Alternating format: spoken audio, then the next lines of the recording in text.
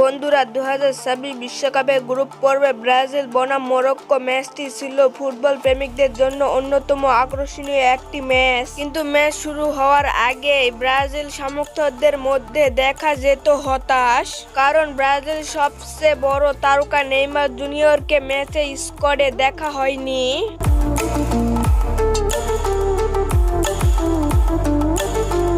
অনেকেই প্রশ্ন করতে পারেন, নেইমার কোথায়, কেন তিনি খেলছেন না, নাকি কোচের কোনো বিশেষ পরিকল্পনা, কারণ তাকে বিশ্রাম দেওয়া হচ্ছে। আজকের এই ভিডিওতে আপনারা জানবেন নেইমার কেন মরক্কোর বিপক্ষে খেলতে পারেননি, তার বর্তমান শারীরিক অবস্থা কি এবং কবে তিনি আবার ব্রাজিল দলে হয়ে মাঠে নামবে।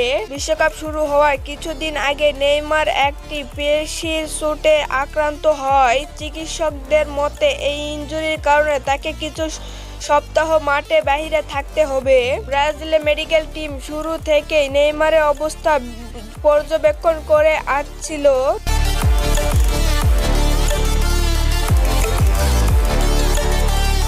বিশ্বকাপের আগে তিনি আলাদা ট্রেনিং করলেও পুরো দলের সঙ্গে স্বাভাবিক অনুশীলনে অংশ নিতে পারেননি। ফলে মরক্কোর বিপক্ষে ম্যাচে তাকে খেলানো হলেও চোট আরও বেড়ে যাওয়ার ঝুঁকি ছিল। ব্রাজিল কোচ কার্লো আনচেলত্তি এই বিষয়ে নিয়ে কথা বলতে গিয়ে জানান, দলের জন্য নেইমার অন্যতম গুরুত্বপূর্ণ একজন খেলোয়াড়। শুধু একটি ম্যাচের জন্য তার ক্যারিয়ার বা পুরো টুর্নামেন্টের ঝুঁকির মধ্যে ফেলা হবে না, তাই মেডিকেল টিমের পরামর্শ অনুযায়ী তাকে বিশ্রামে রাখা হয়েছে।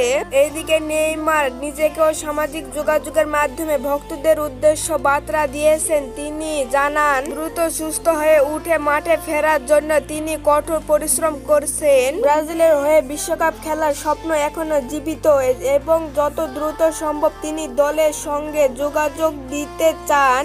মরক্কোর বিপক্ষে নেইমার ছাড়া মাঠে নামবে ব্রাজিল। ম্যাচ ব্রাজিল ভালো খেলেও নেইমারের অভাব স্পষ্টভাবে অনুভূত হয়েছে।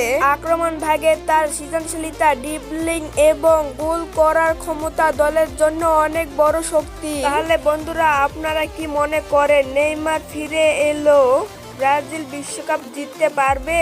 আর মরক্কোর বিপক্ষে তাকে কতটা মিস করছে ব্রাজিল? আপনাদের মতামত অবশ্যই কমেন্টে জানাবেন। ভিডিওটি ভালো লাগলে লাইক করুন, শেয়ার এবং চ্যানেলটি সাবস্ক্রাইব করতে ভুলবেন না। আসসালামু আলাইকুম।